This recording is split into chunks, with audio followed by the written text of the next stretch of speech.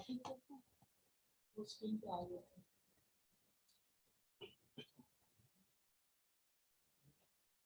Okay, अस्सलाम वालेकुम।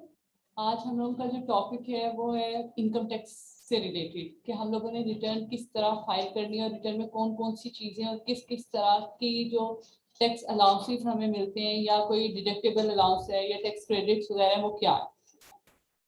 सबसे पहले जो जनरल एक लेमैन के लिए जो सबसे बड़ा इशू होता है जो लोग पूछते हैं और हमें पता नहीं होता, वो ये होता है कि कोई भी बंदा आके आपसे पूछता है कि मेरे फाइलर होना है, ठीक है, तो हमें वो समझ नहीं आ रहा होता कि वो फाइलर किस चीज को कह रहे हैं। पहली बात ये होती है कि एफबीआर में रजिस्टर होना। एफबीआर में रजिस्टर होने का मतलब ये है कि आपने एक एनटीएन बना लिया उसमें, ठीक है।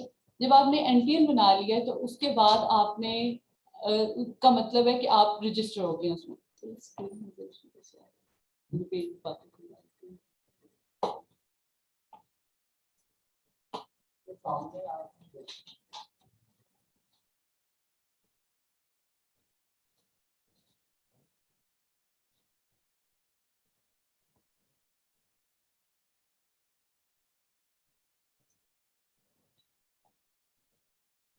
ये पेज है एनटीएन बनाने के लिए। इसका मतलब होता है कि सिर्फ आप रजिस्टर हो रहे हैं एफबीआर में, आप फाइलर नहीं है, ठीक है। फाइलर के लिए पहली शर्त यह है कि आपकी इनकम टैक्स की रिटर्न फाइल हुई हो। अब हम फाइल भी कर देते हैं, उसके बाद जब हम कहीं बैंक में जाते हैं कोई ट्रांजेक्शन करने लगते हैं तो हमें पता लगता है हम स्टिल फाइलर नहीं है। क्यों फाइलर नहीं है? क्योंकि हम तब तक एक्टिव ही नहीं हुए होते सेल इनकम टैक्स में। अब इनकम टैक्स में एक्टिव होने का मतलब ये है कि हर साल 1 मार्च को एफबीआर जो है वो अपना डाटा अपग्रेड करता है और उसमें उसके बाद एक्टिव में हमारा नाम आ जाता है, उससे पहले नहीं आता। अगर उससे पहले किसी ने अपने आप को फाइलर करना है तो एक उसका जो रिटर्न जिसकी डेट ओवर हो चुकी हुई है, जो एक्सपायर हो चुका है पीरियड, आपकी वो रिटर्न जाएगी, ठीक है। उसके साथ आपका एटीएल का चलान पे होता है 1000 का, वो एज अ फाइन आप कह लें या चार्जेस कह लें, जो कह लें वो पे होता है। उसके बाद आप फाइलर होते हैं। बैंक में ये रिकॉर्ड मंडे से मंडे जो है वो अपलोड किया जाता है। वैसे एफबीआर में जब आप चलान पे करते हैं उसके 5 to 6 आवर्स या कई दफा 5 मिनट्स भी होते हैं, वो आपको अपलोड जो है ना कर दिया जाता है। तो ये बेसिकली होता है कि आप अब फाइलर हुए हैं। आप सिर्फ एनटीएन बना के अपने आप को ये नहीं कह सकते कि आप फाइलर होते हैं, ठीक है। ये जो स्क्रीन आपके सामने इस टाइम शेयर हो रही है ये सारी एनटीएन बनाने से रिलेटेड है। इसमें एनटीएन में क्या क्या चीजें हैं, जिस तरह आपका सीएनआईसी नंबर है, ठीक है। उसके बाद प्रीफिक्स है, सर मैडम वगैरह जो भी, मिस्टर है मिसेज हैं जो भी है। उसके बाद आपने नाम अपने देखें 3 कैटेगरीज में आपका डिवाइड हो रहा है। उसके बाद जो भी आप मोबाइल नंबर यूज कर रहे हैं उसकी सर्विस है, मोबिलिंक है, टेलीनॉर है, व्हाटएवर। उसके बाद आपका मोबाइल नंबर है जो कि स्पेसिफिकली इसी फॉर्मेट में होना चाहिए, 0092 पाकिस्तान का कोड है। उसके बाद आप देखें अगर आपको स्क्रीन पे नजर आ रहा है तो आपको उसी फॉर्मेट में आपने अपना नंबर लिखना है, देन ईमेल। उसके बाद जो एड्रेस इंफॉर्मेशन आ जाती है उसमें आपने अपने एड्रेस से रिलेटेड करना है कि टाइप है अगर आपकी, ठीक है, तो आप एग्रीकल्चर प्रॉपर्टी है, कमर्शियल है, रेजिडेंशियल है, जो भी है, मोस्टली क्योंकि ये फर्स्ट पेज है तो आपकी रेजिडेंशियल की ही आ रही होती है।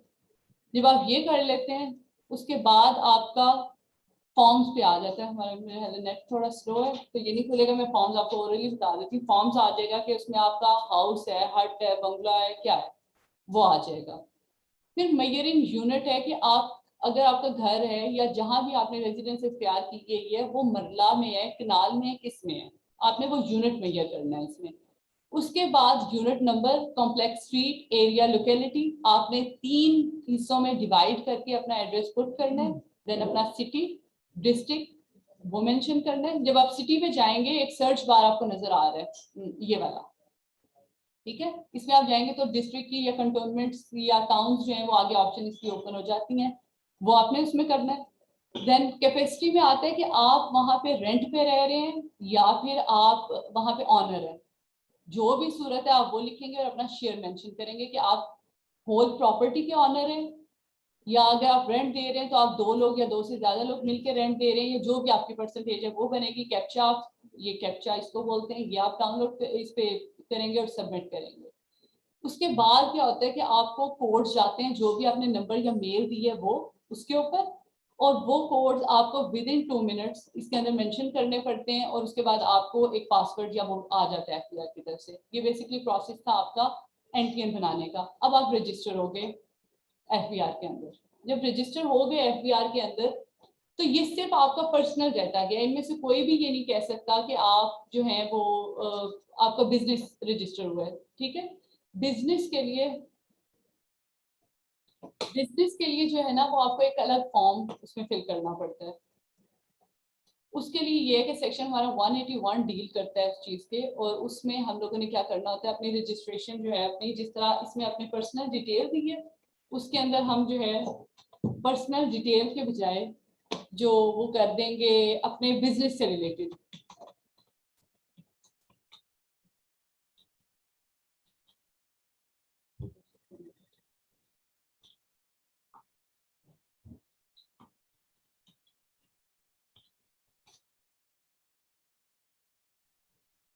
अभी हमारा portal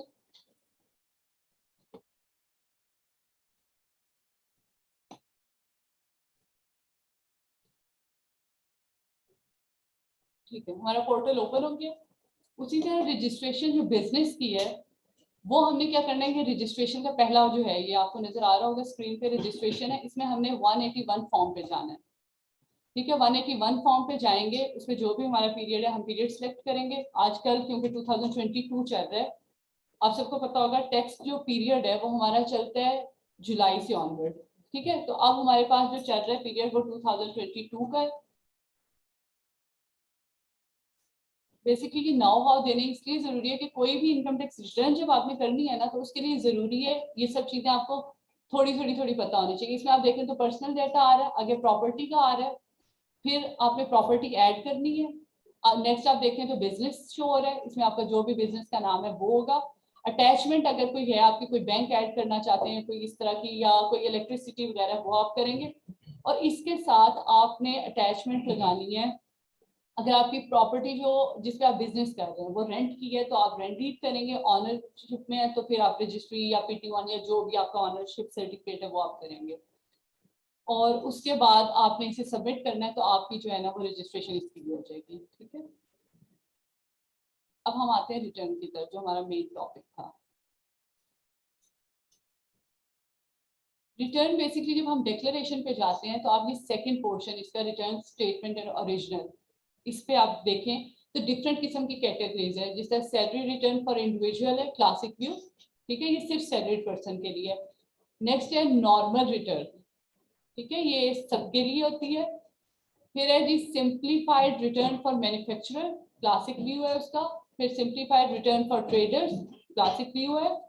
statement of final taxation, incomplete transactional year 1162 wealth statement, non-resident Pakistan origin person having no Pakistan source income, 116A foreign income and asset, non-resident ship owner और non-resident aircraft, और simplified return for SMEs।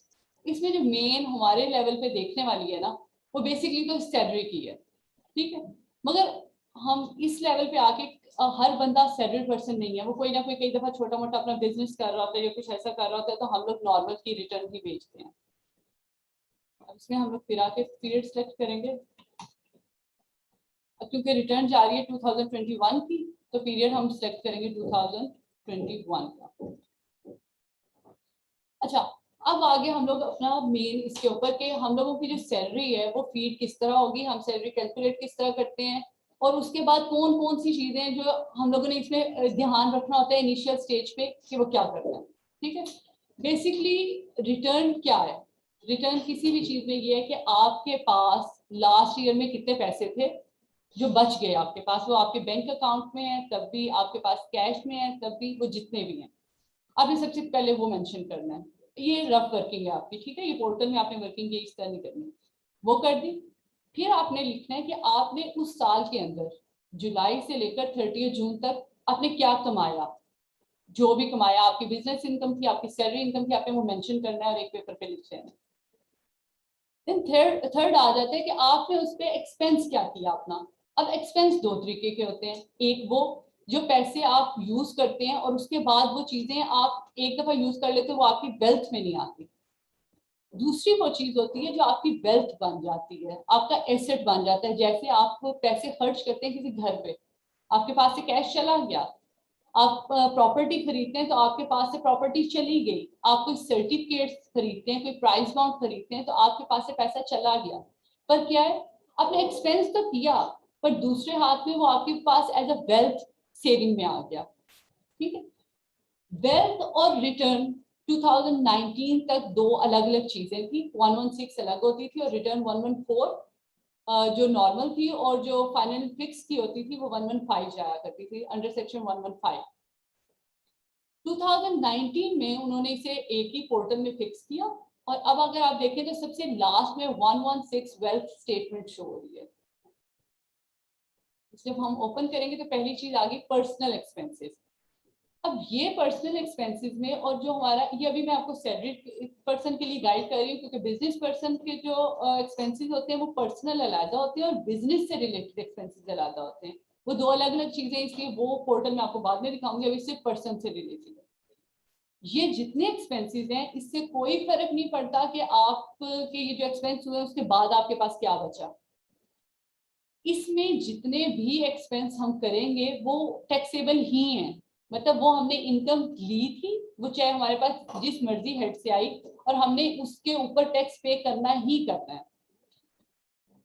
Rent आ रहा है, जितना आपका rent है, personal expenses में rent कभी भी एग्जेम्प्टेबल नहीं है। उसके बाद हमारा सेकंड पोर्शन आ रहा है रेट, टैक्सेस, चार्जेस या सेस।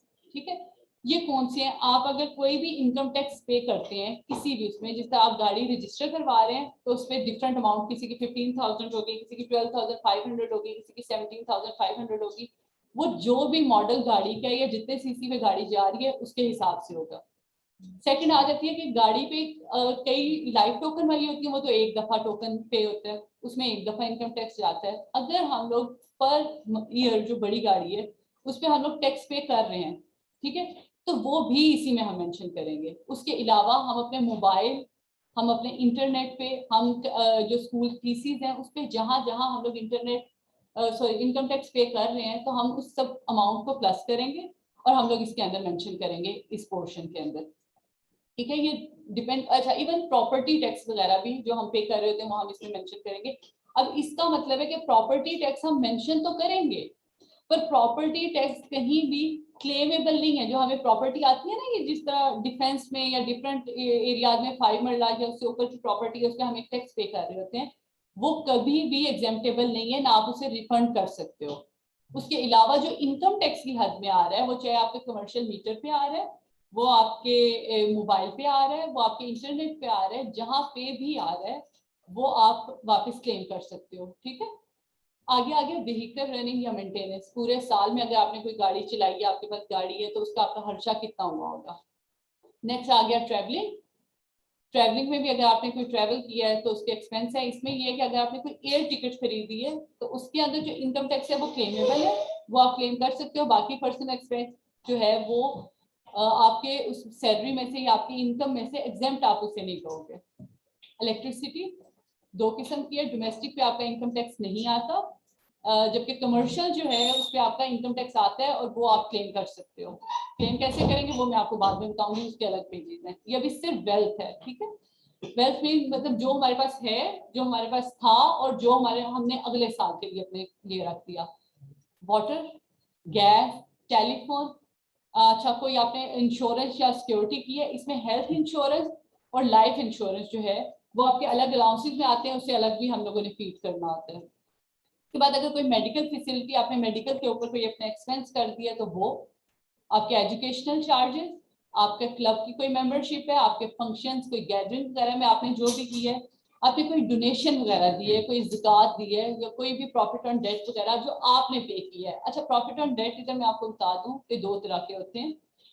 नंबर एक ये कि आपके पैसे बैंक में पड़े हों और बैंक आपको पे कर रहा हो, जिसे सेविंग अकाउंट होते हैं उसमें आ रहे होते हैं। और दूसरा ये होता है कि आपने किसी बैंक से लोन लिया और आप बैंक को पे कर रहे हो इंटरेस्ट।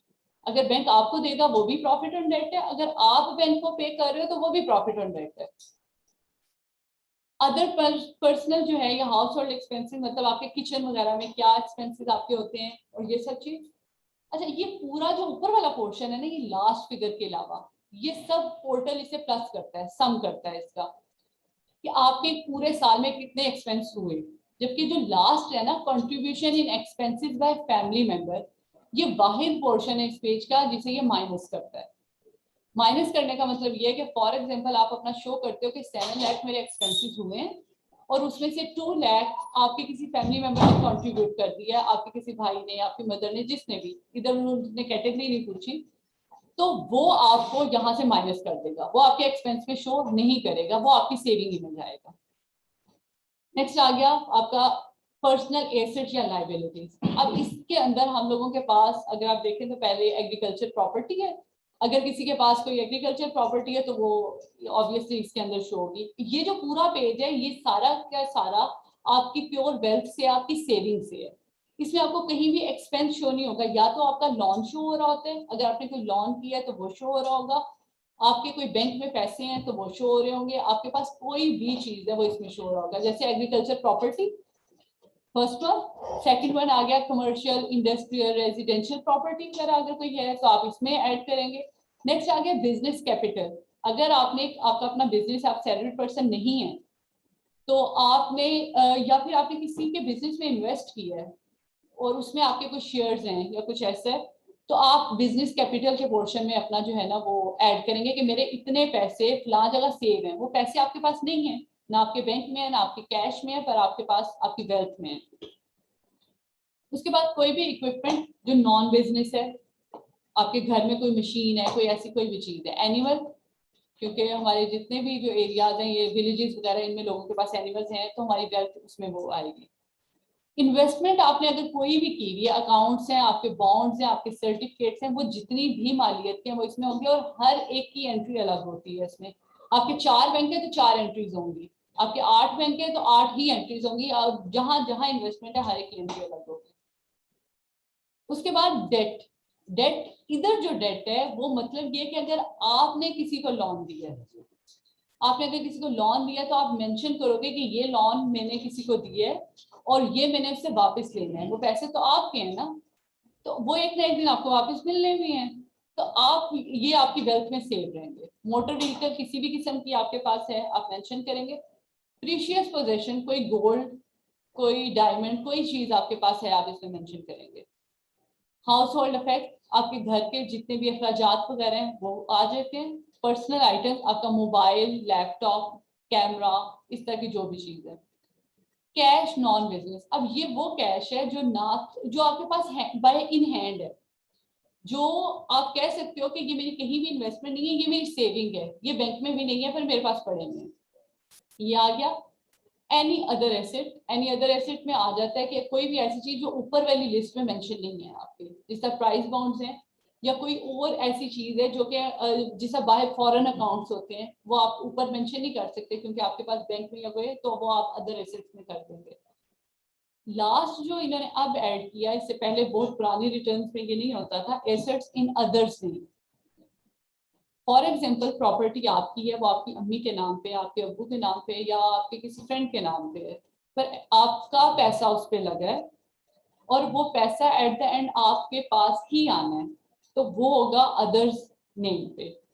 बहुत जो न्यूज वगैरह सुनते होंगे, बेनामी अकाउंट है, बेनामी प्रॉपर्टी है। बेसिकली उस चीज को खत्म करने के लिए उन्होंने ये जो ऑप्शन की है इसमें की कि आप हमें यहाँ ही बता दें कि अगर कोई ऐसी चीज है जो किसी और के नाम पे है और कल को आपके पास पैसा आना है तो आप हमें बता दें।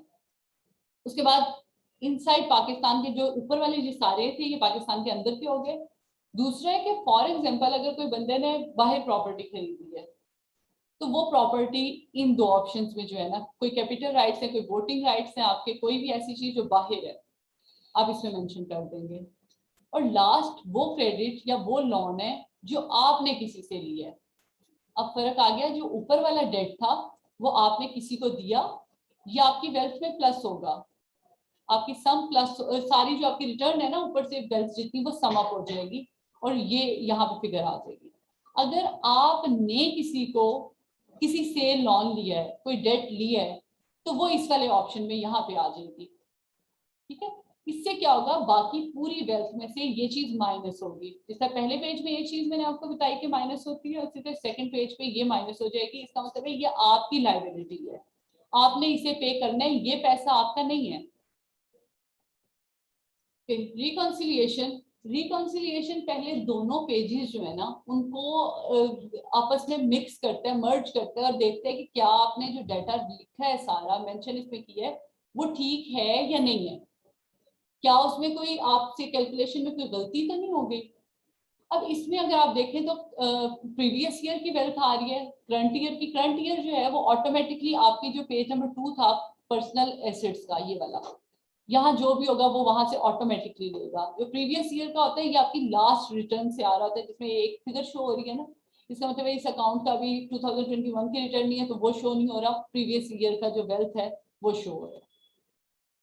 अब सैलरी हमारी जो होती है, सैलरी या बिजनेस इनकम या किसी भी दूसरे हेड से इनकम, वो हमारी नॉर्मल टैक्स में फॉल करती है और उसकी फिगर ये नॉर्मल टैक्स है, उसे हम नॉर्मली ये डील करते हैं, आपकी सैलरी या बिजनेस इनकम दोनों। दूसरा इसमें लिखा हुआ है एग्जेम्प्ट फ्रॉम टैक्स। ऐसी कौन सी इनकम है जो एग्जेम्प्ट है टैक्स से? जैसे हमारा जो है कुछ शेयर्स आ रहे हैं हमें किसी भी एसोसिएशन ऑफ पर्सन जो हमारी होती है, फर्म्स होती है, पार्टनरशिप होती है, उससे आ रही है। हमारी कोई पेंशन की अमाउंट है वो आ रही है, या हम इतनी हमारी एज बड़ी हो गई है कि नेशनल सेविंग वाले जो हमें प्रॉफिट दे रहे हैं उसमें 0% डिडक्ट कर रहे हैं, तो ये सारी चीजें एग्जेम्पशन में आ जाती हैं, ये हमारा एग्जेम्प्ट टैक्स में फॉल करेगा। उसके बाद आ जाता है फाइनल एंड फिक्स। अब फाइनल एंड फिक्स क्या है? फाइनल एंड फिक्स का मतलब है कि वो टैक्स जो हमारा उधर ही फाइनल और फिक्स हो जाता है, वो हम आगे क्लेम नहीं कर सकते, हमें शो तो करना होता है पर हम क्लेम नहीं कर सकते। उसकी एग्जांपल क्या है? जिस तरह बैंक हमारा हमें एक प्रॉफिट देता है हमें सेविंग अकाउंट पे, वो हमारा 15% टैक्स डिडक्ट कर देते हैं। अब जब हम उसे आगे मैं आपको पेज दिखाऊंगी, उसमें हम लोग जब फीडिंग करते हैं तो वो हम क्लेम नहीं कर सकते। उसका मतलब होता है कि हमने इस अमाउंट पे अब और टैक्स पे नहीं करना, पर ये हम कहीं और यूज नहीं कर सकते, ये फिक्स हो जाता है और फाइनल हो जाता है। अब फाइनल एंड फिक्स दो तरीके के हैं। कई चीजें ऐसी हैं जो कंपनीज के लिए फाइनल फिक्स में फॉल नहीं करती, जबकि वो इंडिविजुअल के लिए फाइनल फिक्स में फॉल करती हैं। जैसे प्रॉपर्टी टैक्स, प्रॉपर्टी टैक्स वो वाला, फॉर एग्जांपल हमने किसी भी डिपार्टमेंट को अपनी प्रॉपर्टी दी हुई है, अब प्रॉपर्टी 2 लाख रुपए तक जो आप सालाना ले रहे होते हैं उस पर एग्जेम्प्ट है, उसके अंदर कोई भी टैक्स उस पर नहीं आता। पर अगर उससे ऊपर आप कर रहे हैं और कोई बंदा आपका टैक्स काट रहा है, या आपने उससे ज्यादा की अमाउंट जो ली हुई है और आपने उस पर टैक्स पे करना है, अब वो बंदा वहां पे उसके लिए वो जो टैक्स होगा वो फाइनल भी होगा और फिक्स भी होगा, वो दोबारा उसे क्लेम नहीं कर सकता। जबकि ऑन द अदर साइड अगर कोई कंपनी है या गवर्नमेंट का कोई इदारा है, वो अपनी कोई प्रॉपर्टी रेंट पे देता है, तो वो इसे एडजस्टेबल में क्लेम करेगा। ये दोनों पेज भी मैं आपको दिखाऊंगी। आगे आ जाता है फॉरेन रेमिटेंस वगैरह का। अगर कोई आपको फॉरेन रेमिटेंस आई है आपके बैंक अकाउंट्स में या किसी भी दोस्त के, आप इधर करेंगे एंट्री। देन आ जाता है इनहेरिटेंस। अगर आपको कोई भी चीज, कोई अमाउंट स्पेसिफिकली जो है वो इनहेरिटेंस में आती है, तो आप उसकी अमाउंट इधर मेंशन कर देंगे। कोई गिफ्ट आपको किसी की तरफ से मिल गया है, कोई आपको गेन हो गया किसी मूवेबल प्रॉपर्टी पे, ये लिखा हुआ है कैपिटल गेन एक्सक्लूडिंग है इमूवेबल प्रॉपर्टी, तो इमूवेबल पे आपकी नजर ना जाए, सिर्फ मूवेबल प्रॉपर्टी। वो आपके कोई भी शेयर हो सकते हैं, आपने गोल्ड सेल कर दिया है या आपने कार सेल कर दी और उस पर आपको कोई गेन हुआ है, तो ये सब चीजें इसमें आ जाएंगी। अच्छा, इनकम एट्रीब्यूट है, ये बिल्डर या डेवलपर से रिलेटेड है, अगर उन्हें कोई एट्रीब्यूट मिल रहा है तो वो इसमें मेंशन करेंगे, या एनी अदर्स इसमें आ जाएगा। हमारी जो मूवेबल प्रॉपर्टी है या कोई ऐसी प्रॉपर्टी जो ऊपर वाले हेड्स में फॉल नहीं करती, तो हम इधर गेन कर देंगे। इसका ये जो ऊपर वाला पोर्शन था यहाँ तक, ये पोर्शन सम होता है, ये हर वो चीज है जो आपके पास आई है। वेल्थ जो पेज नंबर 2 था उससे रिलेटेड हर वो चीज इधर तक आपकी इक्वल होनी चाहिए। जो आउटफ्लोज हैं उसमें आपके पर्सनल एक्सपेंसेस आ जाएंगे, यानी कि आपका पेज नंबर 1, आपने कोई गिफ्ट आपने किसी दूसरे को दी है, आपकी कोई ऐसी अदर, जिस तरह ऊपर अदर्स में आपको गेन हुआ है, अगर आपको लॉस हो जाता है, या डिस्पोजल ऑफ एसेट जो है उस पर आपको लॉस हो जाता है, तो यहाँ पे होगा। अब जब हम तीनों पेज देखते हैं और तीनों की फीडिंग करते हैं ना, तो जो ये वाला पोर्शन है, ये वाला, ये ब्लू पोर्शन, इसके अंदर अगर हमारी कैलकुलेशन में कोई भी मसला होगा तो यहाँ पे वो हमें बता देगा कि ये आपकी कोई भी या आउटफ्लो या इनफ्लोज गलत है, इसे ठीक करना है, वो आपको फिर ठीक करने पड़ेंगे। अब आ जाते हैं सैलरी की तरफ। ये हमारा 116 जो था, हमारी वेल्थ स्टेटमेंट, वो खत्म हो गई। अब हम लोग आगे 114 की तरफ। 115 ओमिटेड है, आप इसे ओमिटेड समझें क्योंकि वो वाली रिटर्न पहले अलग होती थी, अब उन्होंने वो खत्म कर दिया। सैलरी पर्सन का ये है कि सैलरी पर्सन के जितने अलाउंसेस आते हैं उसमें जो एग्जेम्प्ट, जो जिस अलाउंस को हम कहते हैं वो मेडिकल अलाउंस है। अब मेडिकल अलाउंस जो है वो हमारा लॉ कहता है कि मेडिकल अलाउंस 10% तक एग्जेम्प्टेड है, उससे ज्यादा मेडिकल अलाउंस एग्जेम्प्टेड नहीं है। और अगर किसी बंदे को मेडिकल फैसिलिटी भी मिल रही है किसी भी हॉस्पिटल से, कोई भी मेडिकल फैसिलिटी वो ऑल ओवर द पाकिस्तान में ले रहा है, तो उसका वो जो 10% है ना, वो भी एग्जेम्प्टेड नहीं है। मगर हमारी जो प्रैक्टिस है वो इसके बिल्कुल बरक्स है, और हमारे जो अपने गवर्नमेंट डिपार्टमेंट है वो भी जब हमें कोई अपनी जो टैक्स कलेक्ट करते हैं, डिडक्ट करते हैं, तो उसमें वो पूरे का पूरा ही मेडिकल एग्जाम्प्ट में मेंशन करते हैं। इससे आपको पता लग गया कि जो वाहिद चीज सबसे ज्यादा इंपॉर्टेंट एग्जेम्प्टेड है ना, वो मेडिकल अलाउंस ही है आपका। सैलरी के अमाउंट मेंशन करेंगे जो भी है, और इधर आपने क्या करना है कि आपने एग्जेम्पशन जो भी आपका मेडिकल है ना, वो आप इसमें मेंशन कर देंगे। फॉर एग्जांपल ये अमाउंट है, जब आप इसे कैलकुलेट करते हैं तो वो ऑटोमेटिकली इस अमाउंट को, जो भी आपकी एग्जेम्प्टेड अमाउंट है ना, वो आपको सैलरी में से उसमें से निकाल देता है। ठीक है, ये देखा आपने, उसने निकाल दिया इसको। इसका मतलब है कि ये एग्जेम्प्ट है इसमें से। उसके बाद अगर इसमें सैलरी वाला है तो वो यही वाली एंट्री करेगा जो आपको स्क्रीन पे नजर आ रही है। उसके अलावा अगर कोई अलाउंसेस हैं या कोई आपको अलग मिल रहे हैं, कोई प्रॉफिट इन ल्यू वगैरह है, तो उसकी एंट्री आपने उसी हेड के मुताबिक करनी होगी। और सैलरी आप अभी जो 2021 की रिटर्न है उसमें 6 लाख तक एग्जेम्प्टेड है।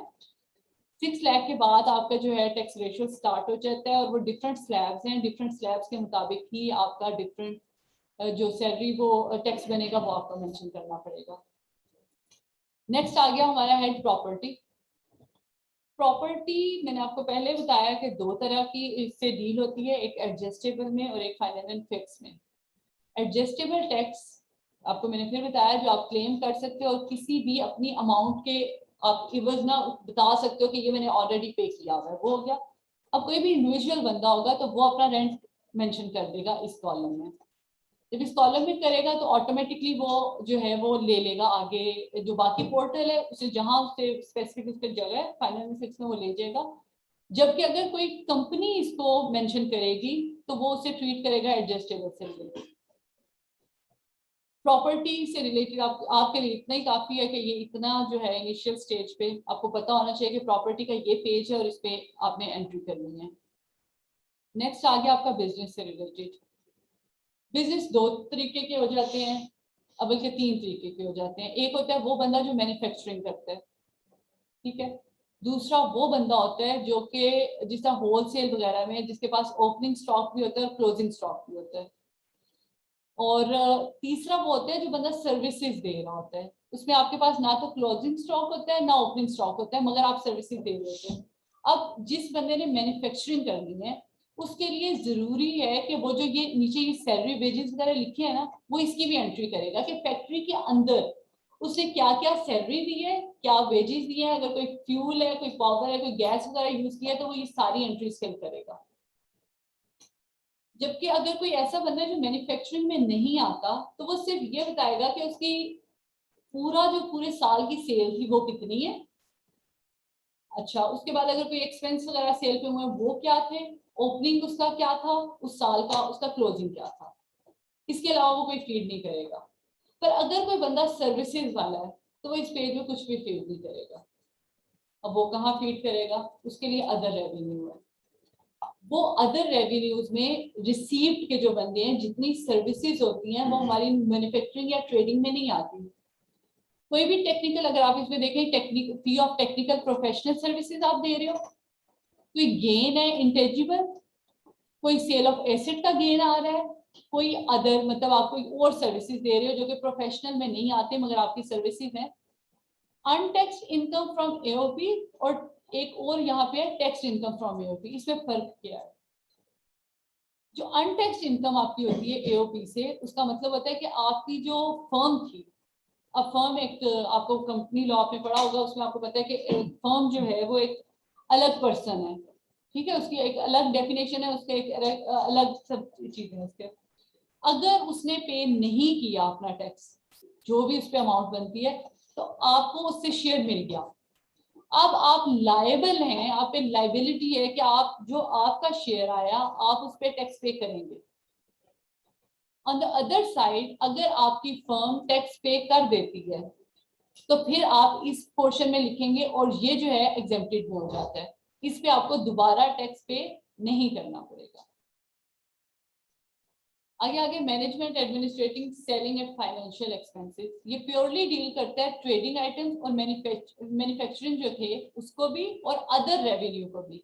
अब जितने भी हमारे बिजनेस में एक्सपेंसेस हुए, पहले हम लोगों ने देखा था पर्सनल एक्सपेंसेस, अब हमारे हो गए बिजनेस से रिलेटेड एक्सपेंसेस।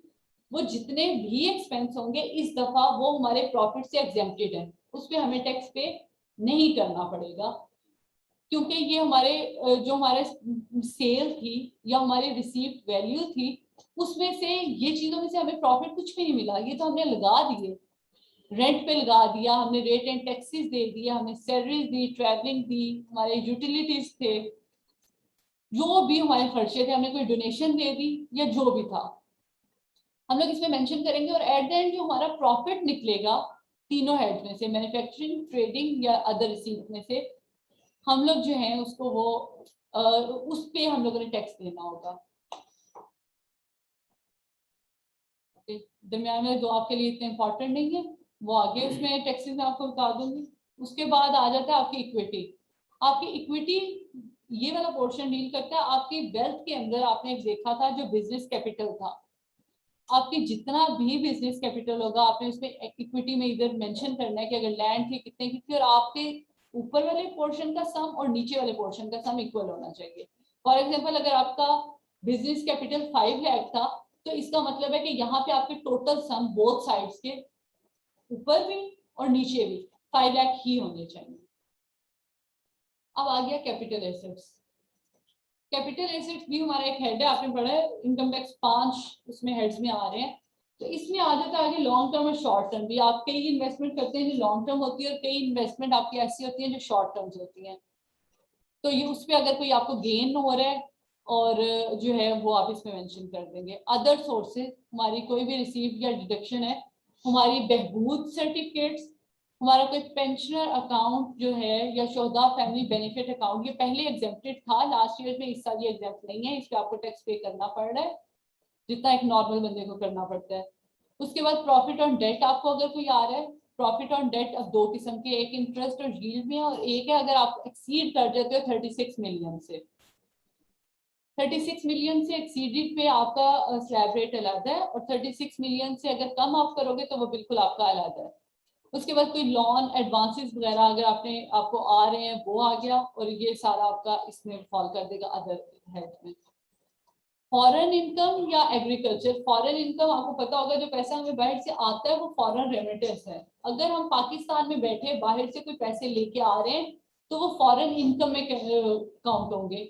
अब जिस तरह आजकल हमारा चल रहा है फ्रीलांसर्स का, ठीक है, अब फ्रीलांसर्स को जो पैसे आ रहे हैं वो पहले तक एग्जेम्प्ट था, अब उन्होंने कह दिया कि वो 1% उससे लायबल है कि वो पे करेंगे, तो वो इसमें आ जाएगा। फॉरेन सैलरी आ जाती है, आपकी कोई फॉरेन प्रॉपर्टी है उससे आपको पैसा आता है, कोई फॉरेन इनकम है, अच्छा ये आपको फुल फ्लेज पे नहीं करना पड़ता, ये एग्जेम्प्टेड है किसी हद तक, सिर्फ आपको उतना पे करना है जो आपको एक्स्ट्रा है।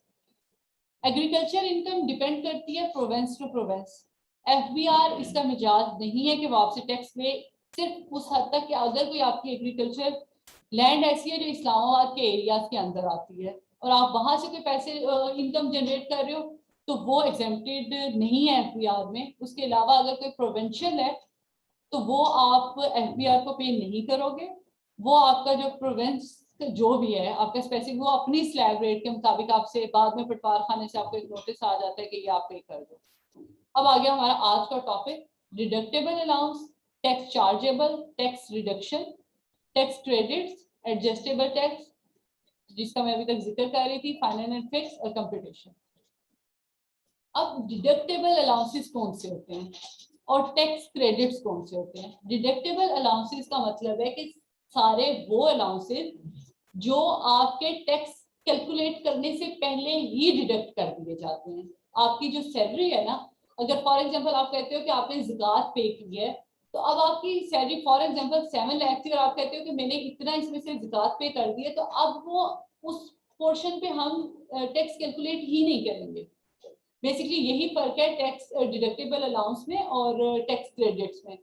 टैक्स क्रेडिट्स जो है वो आप करते हो कि पहले आप टैक्स पूरा कैलकुलेट करते हो और टैक्स में आपको छूट मिलती है, जबकि डिडक्टेबल अलाउंसेस वो हैं जिसमें आप टैक्स कैलकुलेट ही नहीं करते। वो बगैर उसके जो भी आपकी इनकम है वो उसके बगैर वो पहले वो माइनस होते हैं और उसके बाद टैक्स का जो है ना वो स्लैब उस पर लगता है। और ये दोनों में फर्क है क्योंकि आपकी जो इनकम है, फॉर एग्जाम्पल आप ज़कात देते हो और वो 6 लाख पे आ जाती है तो वो एग्जेम्प्टेड है, क्योंकि टैक्स क्रेडिट में ऐसा नहीं होता। टैक्स क्रेडिट में ये होता है कि अगर आपकी इनकम 7 लाख थी तो वो पहले टैक्स कैलकुलेट करेगा, उसके बाद अगर वो आपको कोई रिबेट देना चाहते हैं तो वो आपको दे देगा। अब इसमें कौन कौन सी चीजें आ जाती हैं? नंबर 1 है ज़कात। ज़कात है अंडर सेक्शन 60 है इनकम टैक्स का, और बेसिकली ये डील करते हैं ज़कात एंड उशर ऑर्डिनेंस को। ये तो ऑब्वियसली कोई भी बंदा अपने निसाब से ज्यादा नहीं पे करता, और सिर्फ वो ज़कात इसमें काउंटेबल होगी जो कि जो डिपार्टमेंट ज़कात लेने के लिए गवर्नमेंट ऑफ पाकिस्तान जो है उससे सर्टिफाइड है। उसके अलावा की कोई ज़कात आपकी इसमें डिडक्टेबल अलाउंसेस में नहीं आएगी। वर्कर वेलफेयर फंड जो है आपका WWF, जो आपके डिफरेंट कंपनीज काटती है और उसके बाद आपको एट द एंड उसका कोई ना कोई प्रिविलेज मिलता है, उस टाइम जो वो काट लेगी उस पर आपको टैक्स नहीं देना पड़ेगा। प्रॉफिट ऑन डेट है, ये प्रॉफिट ऑन डेट आपका डील करता है जिस तरह आजकल इस्लामिक हमारे जो बैंक्स हैं वो क्या करते हैं, वो आपको हाउस लोन देते हैं, ठीक है, और ये सिर्फ हाउस लोन पे एप्लीकेबल है और किसी पे एप्लीकेबल नहीं है। वो आपको हाउस लोन देते हैं और उसके बाद वो आपको शर्त रखते हैं कि हम आपसे इस पे इंटरेस्ट नहीं लेंगे, हम क्या करेंगे कि हम जो हमारा रेंट है हम उसमें शेयरिंग करेंगे, ठीक है। अब जो वो शेयरिंग करेंगे, और शेयरिंग पे ऑब्वियसली जब आपने पैसे वापस देने हैं वो होता तो इंटरेस्ट ही है, आप उसे शेयरिंग कह लो, आप उसे रेंट कह लो, आप उसे इंटरेस्ट कह लो, उसके ऊपर आपको 10% तक जो है आप पे नहीं करोगे, वो आपकी सैलरी आपकी इनकम में से डिडक्टेबल है, वो आपको छूट है कि आप 10% उसमें छोड़ सकते हो, उसके बाद आप जो है वो कर लो। एजुकेशनल एक्सपेंसेस, उसके बाद आपकी जो ट्यूशन फीस आप पेड कर रहे हो, ये भी सारे इदारे नहीं है, ये सिर्फ गवर्नमेंट ने जिन इदारों को कहा हुआ है सिर्फ वो है। और चैरिटेबल डोनेशन, अच्छा चैरिटेबल डोनेशन इधर भी मिल जाएगा आपको और टैक्स क्रेडिट्स में भी मिल जाएगा आपको। चैरिटेबल डोनेशन का मतलब है कि कोई यूनिवर्सिटी है या कोई भी ऐसा इदारा है जो ज़कात नहीं लेता पर वो चैरिटी पे चल रहा है, उसके अंदर अगर आप अपनी पेमेंट दोगे तो वो डिडक्ट हो जाएगा उससे, मगर आप अपनी सैलरी का या अपनी इनकम का 30% से ज्यादा पे नहीं कर सकते।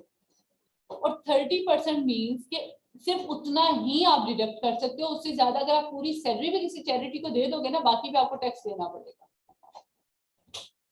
नेक्स्ट आ गया टैक्स चार्जेबल, ये आपके लिए नहीं है फिलहाल। अच्छा टैक्स क्रेडिट्स देख लें, टैक्स रिडक्शन देख लें पहले।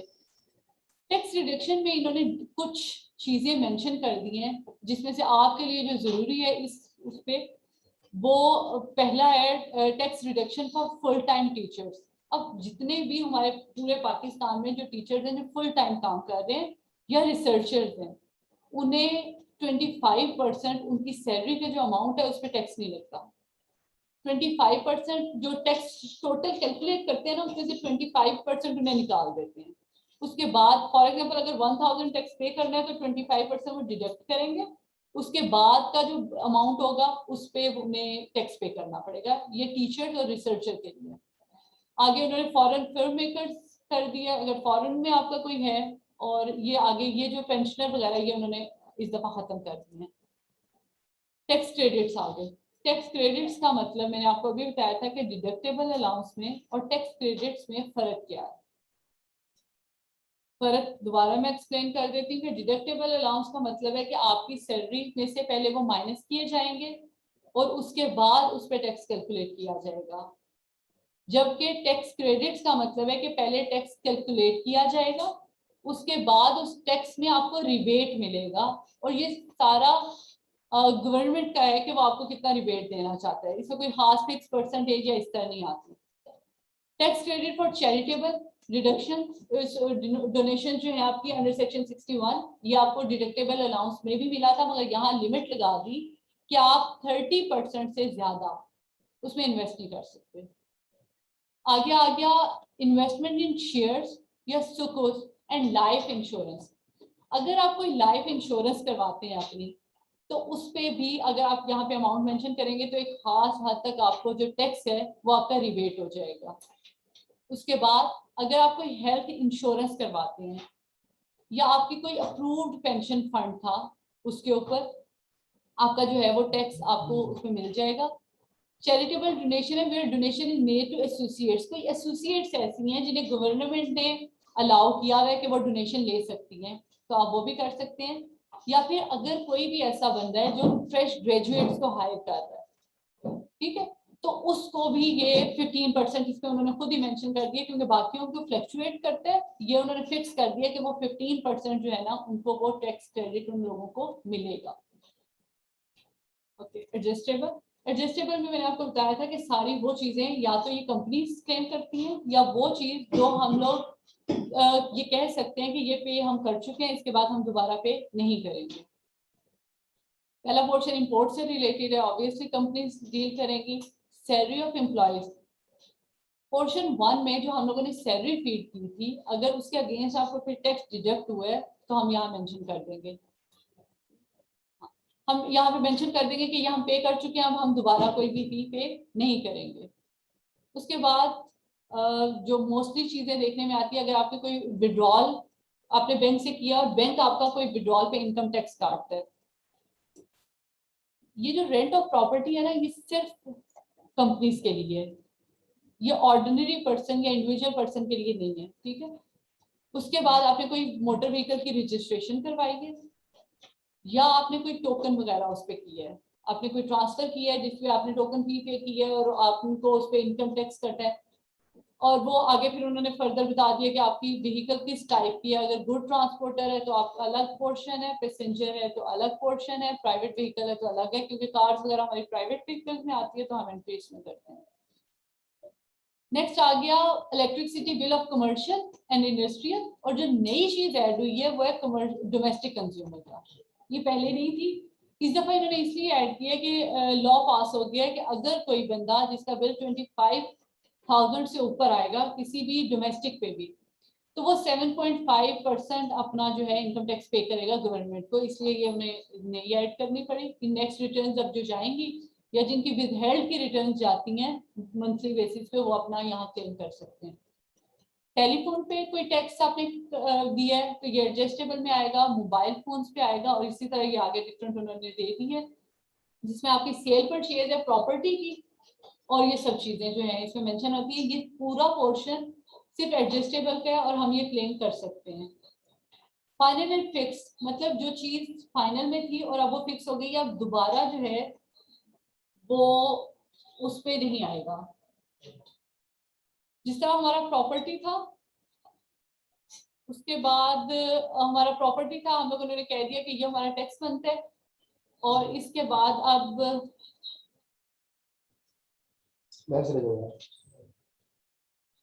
प्रॉपर्टी हमारा जो है जो इंडिविजुअल पर्सन होगा, इंडिविजुअल पर्सन के लिए जो होगा वो यहाँ पे आएगा, और फाइनल फिक्स हो गई, हम दोबारा क्लेम नहीं कर सकते। उसके बाद अगर कोई हमने गुड्स दिए हैं, अगर हम बिजनेस में थे, हम रिसीप्ट का काम कर रहे थे, जिस तरह हम लोगों ने किया था, हम किसी को कोई गुड्स सप्लाई करते हैं तो वो बंदा हमारा मुख्तलिफ परसेंटेज पे टैक्स काटेगा, जिस तरह ये 1% है, 1.5 है, 2.5 है, 0.25 है, इस तरह डिफरेंट है। और उसी तरह सर्विसेज पे भी जितना हमारा टैक्स कटेगा, हम लोग वो अमाउंट मेंशन करेंगे कि इतने की हमने सर्विसेज दी थी और इतना हमारा टैक्स उस पर डिडक्ट हुआ है। हमने कोई प्राइस बाउंड अगर हम लोगों ने लिया है तो वो भी हमारा फाइनल एंड फिक्स में आता है, और हम लोगों को वो जो है वो इसमें मेंशन करना पड़ता है। लास्ट पेज आ जाता है कंप्यूटेशन का। कंप्यूटेशन हमारा पूरे का पूरा डील कर रहा होता है इस चीज को कि पूरे 114 में, अब इधर 116 की हम बात नहीं करेंगे, 114 के अंदर पूरी हमारी इनकम क्या थी, उसमें हमारा कितना टैक्स बनता था। अगर हमने कोई एडजस्टेबल में या फाइनल एंड फिक्स में पे किया है तो वो हमने कितना पे किया है। फाइनल एंड फिक्स वाला तो क्लेमेबल नहीं होगा, जो एडजस्टेबल होगा वो हम बता देंगे कि ये एडजस्टेबल था, अब हम लोगों को ये एडजस्ट कर दो। अब अगर पोर्टल हमारा कोई जो है वो निकालता है, कोई टैक्स निकालता है कि हम लोगों ने ये पे करना है और हमने एडजस्टेबल में वो एक्स्ट्रा पे किया हुआ है, तो वो ऑटोमेटिकली वैसे डिडक्ट कर देगा। या फिर इसमें एक और ऑप्शन है कि अगर हमारा लास्ट ईयर का कोई टैक्स पड़ा हुआ था और हमने वो रिफंड नहीं करवाया, या आगे वो इतनी अमाउंट नहीं है कि हम कभी गवर्नमेंट पॉलिसी के लिए इंतजार करें कि हम उसे रिफंड लें, तो हम यहाँ पे अपना वो क्लेम कर सकते हैं, पर ये सिर्फ एक दफा होगा। अगर आपने 4 रुपए टैक्स पे करना है ना और आपके पास रिफंड में 1 लाख पड़ा है और आपने 4 रुपए क्लेम कर लिए, तो आप बाकी में ये नहीं कहोगे कि मेरा बाकी रिफंड में था, नहीं, वो खत्म, चाहे वो जितने मर्जी की अमाउंट है। बाकी जो हमारा एडमिटेड होगा, जो हम लोगों ने पे करना है, वो यहाँ पे मेंशन हो जाएगा। ठीक है, जब यहाँ पे मेंशन हो जाएगा तो वो हम लोगों को पे करना पड़ेगा। इससे रिलेटेड अगर कोई क्वेश्चन है किसी का तो आप पूछ सकते हैं।